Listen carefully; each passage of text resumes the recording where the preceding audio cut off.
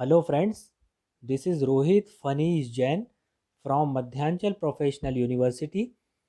आज हम जिस टॉपिक के बारे में डिस्कस करने जा रहे हैं उसका नाम है time response of control system. तो सबसे पहले तो मैं आपको बता दूं कि जैसा कि हमने अपने प्रीवियस लेक्चर में पढ़ा था कि कोई भी आपका सिस्टम होता है उसमें दो चीज़ें होती हैं, एक तो इनपुट, दूसरा आउटपुट। जैसा हम इनपुट देते हैं उसके हिसाब से आपका आउटपुट मिलता है।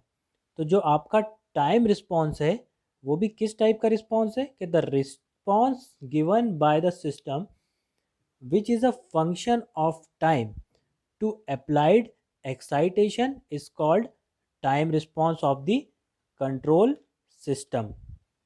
या फिर अपन इसको ऐसा भी बोल सकते हैं कि आपका जो सिस्टम है वो किस टाइप से बिहेव कर रहा है with respect to time behave आपका कर रहा है।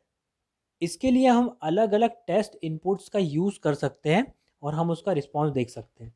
तो बेसिकली तो सबसे पहले जो आपका टोटल रिस्पॉन्स है वो आपका क्या कहलाता है, transient response plus steady state response.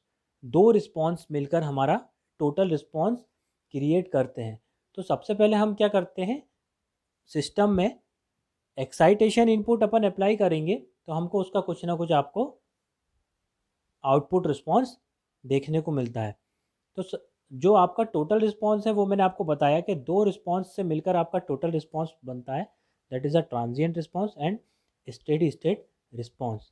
तो सबसे पहले तो हमें ये समझना होगा कि what is the transient response and what is the steady state response.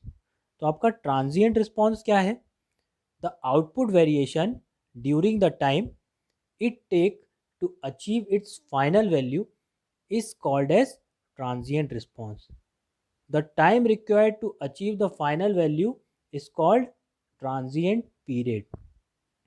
Basically क्या होता है कि जहाँ पर कहीं भी सडन स्विचिंग होती है या सडन चेंज होते हैं सिस्टम में, या हमने स्विचिंग की या हमने कोई चीज़ एकदम से प्लग निकाल दिया, तो वहाँ पर आपको जो है ट्रांजिएंट रिस्पॉन्स का जो है फंक्शन आपको देखने को मिलता है। मतलब जहाँ पर भी फास्ट स्विचिंग हो रही है, सडन स्विचिंग हो रही है, फॉल्ट आपका एकदम से आ गया, तो वहाँ पर आपको एकदम से ट्रांजिएंट रिस्पॉन्स देखने को मिलता है। मतलब सडन स्विचिंग का मतलब कि वैल्यू एकदम से जीरो से कब इन्फिनिटी पे पहुँच गई या कब एकदम से डाउन हो गई, ये हम नहीं बता सकते। तो जो आपका सडन चेंज हो रहा है या सडन आपका जो आपको आउटपुट मिल रहा है स्विचिंग के कारण से या कोई फॉल्ट आने के कारण से सिस्टम में, वो रिस्पॉन्स आपका जो है बेसिकली ट्रांजिएंट रिस्पॉन्स के अंतर्गत आता है। बात करेंगे स्टेडी स्टेट रिस्पॉन्स की। तो जो आपका स्टेडी स्टेट रिस्पॉन्स है वो एक ऐसा रिस्पॉन्स है जो ट्रांजिएंट रिस्पॉन्स के ख़त्म होने के बाद आपको मिल सकता है। तो अपन ये भी बोल सकते हैं कि it is that part of the time response which remains after complete transient response vanish from the system output. तो अपन स्टेडी स्टेट रिस्पॉन्स को कैसे डिफाइन कर सकते हैं कि जो रिस्पॉन्स ऑफ द सिस्टम होता है ना, वो कहाँ तक अप्रोच करता है at the time of infinity. हम ये भी बोल सकते हैं कि when the system becomes settled and start its normal working, that response is known as steady state response of the system.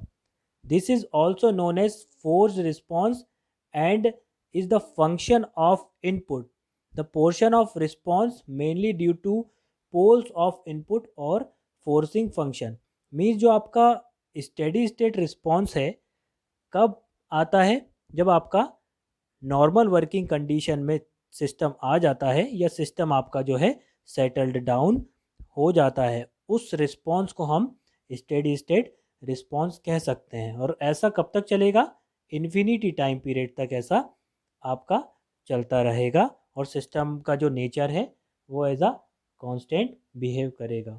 तो आई थिंक शॉर्ट डेफिनेशंस में आपको ये समझ में आया होगा कि total response of the system क्या होता है, ट्रांजिएंट रिस्पॉन्स क्या होता है, स्टेडी स्टेट रिस्पॉन्स क्या होता है।